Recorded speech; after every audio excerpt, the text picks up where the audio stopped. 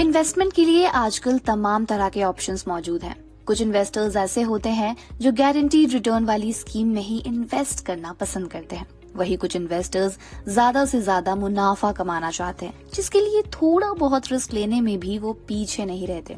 इन्हीं दो तरह के निवेशकों के लिए दो तरह की स्कीम्स हैं, SIP और RD यानी रिकरिंग डिपॉजिट। दोनों ही स्कीम्स में एक सर्टेन अमाउंट आपको हर महीने जमा करना पड़ता है। फर्क ये है कि RD गारंटीड रिटर्न वाली स्कीम है, जबकि SIP मार्केट लिंक्ड स्कीम है और इसमें रिटर्न की कोई गारंटी नहीं होती। अगर आप इन स्कीम्स में इन्वेस्ट को लेकर कंफ्यूज हैं, तो चलिए यहाँ दोनों के नफा नुकसान को समझते हैं, जिसके बाद कहाँ निवेश करना चाहिए ये आप आसानी से समझ पाएं।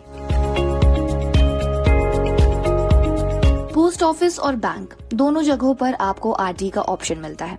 RD में आपकी बचत हो जाती है और इसकी मैच्योरिटी पर ब्याज के साथ गारंटीड अमाउंट मिलता है। RD में आप महज 100 रुपए से ही निवेश शुरू कर सकते हैं और तो और यहाँ मैक्सिमम इन्वेस्टमेंट की भी कोई लिमिट नहीं है।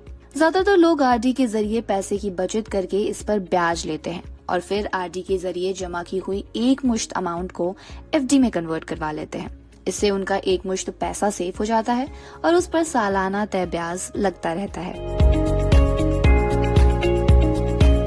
SIP म्यूचुअल फंड में निवेश करने का सबसे आसान तरीका है। इसमें आप महज 500 रुपए से निवेश की शुरुआत कर सकते हैं। SIP में मैक्सिमम इन्वेस्टमेंट की कोई लिमिट नहीं है। इसे आज के समय में मुनाफा का सौदा माना जाता है, क्योंकि म्यूचुअल फंड में लगाए पैसों को फंड मैनेजर मैनेज करते हैं, जिसकी वजह से इसमें जोखिम काफी कम होता है।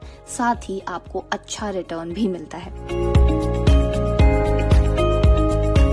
SIP में आप हर दिन, हर सप्ताह या हर महीने निवेश कर सकते हैं, लेकिन RD में आपको हर महीने निवेश करना होता है। SIP में आप अपनी जमा राशि कभी भी निकाल सकते हैं, लेकिन RD में आप लॉक इन पीरियड से पहले पैसे निकालते हैं तो आपको इसके लिए पेनल्टी देनी पड़ सकती है। RD का निवेश सेफ माना जाता है और इसमें गारंटीड रिटर्न भी मिलता है। SIP में आपका पैसा शेयर मार्केट में इन्वेस्ट किया जाता है। SIP में रिटर्न गारंटीड नहीं होने के बावजूद भी इस रिटर्न के मामले में बाकी स्कीम्स की तुलना में काफी बेहतर